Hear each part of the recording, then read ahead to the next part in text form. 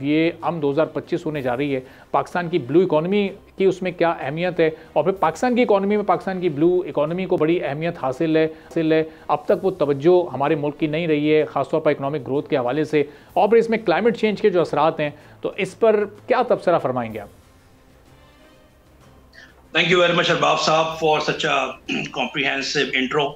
देखिए जी, blue economy जो है ना, we need to, I will just give you slight background of this. दो अल्फाज का इस्तेमाल होता है इसमें, एक होती है मैरीटाइम इकोनॉमी और एक होती है ब्लू इकोनॉमी। आमतौर पे लोगों को इसकी समझ नहीं है कि मैरीटाइम इकोनॉमी और ब्लू इकोनॉमी में क्या फ़र्क है। तो just as a layman language, जब हम मैरीटाइम इकोनॉमी की बात करते हैं तो हम सिर्फ समंदरी ज़राए से जो पैसा कमा सकते हैं उसकी बात करते हैं। देखिए, जब हम ब्लू इकोनॉमी की बात करते हैं तो हम कहते हैं sustainable use of the ocean resources to drive economic good. इसका मतलब क्या है कि हमने अपनी अगली नस्ल को वही चीज देनी है जो कि इस वक्त हमारे पास मौजूद है। यानी हमने चीजों को प्रिजर्व करना है इस तरह से कि जो 100 साल के बाद भी हमारे पास जो ओशन के रिसोर्सेज हैं वो कायम रहे। ये जो कॉन्सेप्ट ब्लू इकोनॉमी का, ये 1995 में आया, फिर यूएन ने इसको बड़ी तवज्जो दी। यूएन ने रिसेंटली स्ट्रेटेजिक डेवलपमेंट गोल बनाए हैं अपने, उसका 17वां नंबर, जो 14वां नंबर जो गोल है वो है समंदर के अंदर के जो वसाइल हैं इनको हमने कैसे प्रिजर्व करना है। ब्लू इकोनॉमी के अंदर आता है मैरीटाइम सिक्योरिटी, ब्लू इकोनॉमी के अंदर आता है मैरीटाइम गवर्नेंस, ब्लू इकोनॉमी के अंदर आता है सस्टेनेबिलिटी।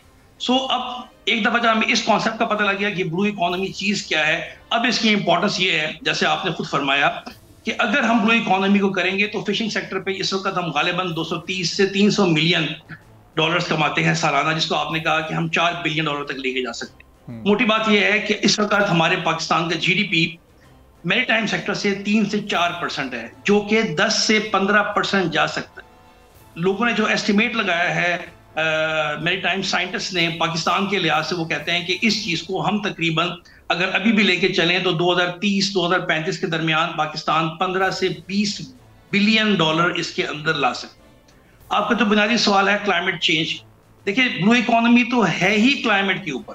ब्लू इकोनॉमी तो जो बेसिक कॉन्सेप्ट है वो यही है कि आपने चीजों को इस तरह करना है कि वो इको फ्रेंडली होने चाहिए। जैसे अगर आपने फिशिंग करनी है तो फिशिंग को आपने इस तरह करना है कि मैरीटाइम आपने प्रिजर्व जोन्स बनाने हैं ताकि जहां पे उनकी ब्रीडिंग होनी है वो जाया ना हो। अगर आपने कोस्टल के अंदर कोई डेवलपमेंट करनी है तो आपने कोस्टल बेल्ट में मैंग्रोव्स का ख्याल करना है ताकि आपकी इन्वायरमेंट डिस्टर्ब ना हो। अगर आपने शिपिंग करनी है तो आपने ये जो फॉसिल फ्यूल है इसको इस तरह इस्तेमाल करना है कि उससे आपके ओशन के अंदर प्रॉब्लम ना आए। तो ओवरऑल ब्लू इकोनॉमी का ताल्लुक ही क्लाइमेट के साथ, जैसे आपने जिक्र किया कि कॉप इस वक्त हो रही है बाकू के अंदर, उसका सेंटर पॉइंट भी यही है। स्ट्रेटेजिक डेवलपमेंट गोल के अंदर जो 13वां हमारा एसडीजी है वो क्लाइमेट चेंज के ऊपर है। सो बुनियादी बात जो कहने की है कि कार्बन इस वक्त जो अल्लाह ताला ने सिस्टम बनाया है वो 0.04% है इस वक्त। प्री इंडस्ट्रियल एज में इट वाज 280 पर मिलियन का जो इसका यूनिट है, इस वक्त ये 413 के ऊपर है। So we are very much on the sharp line. हमने ब्लू इकोनॉमी को दो वजूहात की वजह से अपनाना है। Number one, for the good of economic good of the country. Number one, to sustain the sea resources for the next generation.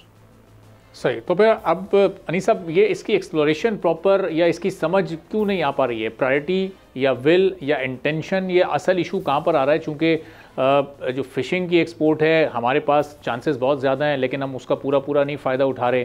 और ये तो अगर हम उस वक्त से फ़ायदा उठाना शुरू किया होता जब क्लाइमेट चेंज के इतने असरात भी हमारे मुल्क पर नहीं थे, तो शायद हम अभी बहुत आगे होते।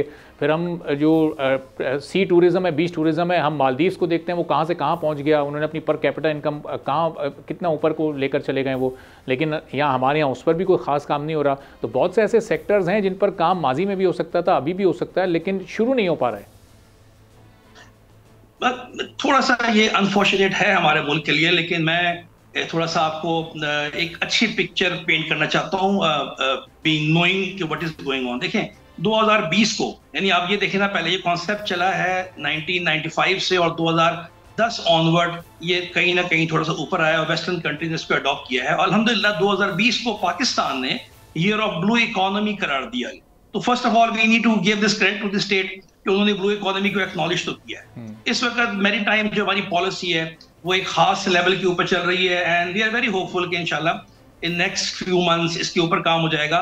उस जो मैरीटाइम पॉलिसी ऑफ पाकिस्तान है उसी के अंदर डिटेल ब्लू इकोनॉमी की पॉलिसी उससे इमर्ज होगी। देखिए, हर चीज की फाउंडेशन होती है लेजिस्लेशन और रेगुलेशन, वहां से इसका कॉन्सेप्ट निकलेगा, वहां से ये आगे चलेगा।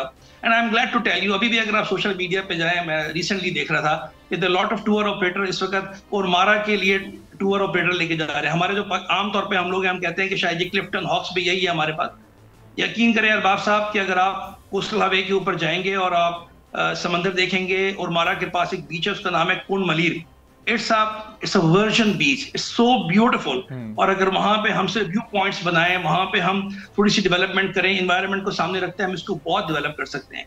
जो इको टूरिज्म है, इस पे भी, जैसे मैंने अभी कहा, इस पे भी काम हो रहा है। कुछ फेरी नीचे, कुछ कराची के अंदर कुछ कंपनीज ने कुछ छोटे मोटे बोट्स टाइप बनाई हुई है, उसके अंदर लोगों को लेके जाते हैं। तो एक हल्की फुल्की, जैसे कहते हैं ना कि मूवमेंट इसमें जरूर है। However we need to have this comprehensive blue economy, वहां से हमने लेके चलना है इसको, पॉलिसी उसके मुताबिक हमने इन चीजों को डेवलप करना है। अगर मैं आपसे ये कहूं कि बिट्स एंड पीसेस में हम अपने मुल्क के अंदर इसको किसी ना किसी फॉर्म में लेके चल रहे हैं। जैसे मैंग्रोव्स को सेव करना, ये ड्राइव बिल्कुल मौजूद है। हमारे बहुत सारे इदारे हैं, जैसे national institute of maritime affair है, वो इस पर बड़ा काम कर रहा है। मिनहाज यूनिवर्सिटी लाहौर में है, वो इस पर करी। कराची यूनिवर्सिटी के अंदर फिशरी डिपार्टमेंट है, they are working on this. लेकिन हमने इन सबको किसी एक इस तरह एक हायरार्की में लेके आना है कि ये सब किसी पॉलिसी के तहत काम करे। सो अब चूंकि आगाही बहुत ज्यादा हो गई है ब्लू इकोनॉमी के लिए, कुछ साल पहले जब हम इस वर्ड को इस्तेमाल करते थे तो people used to look at us कि आप क्या बात कर रहे हैं। अल्हम्दुलिल्लाह we have taken a step ahead. Now उम्मीद की जा सकती है कि इंशाल्लाह इन अ ईयर और 2 हम इसको किसी ना किसी मकाम पे आगे लेके चलेंगे। और इंशाल्लाह अब जो हमारा माइंड सेट है वो toward reaping of maritime resources की तरफ from state level to different stake holder काम कर रहे हैं। सब्सक्राइब करें और बेल दबाएं ताकि कोई खबर रह न जाए।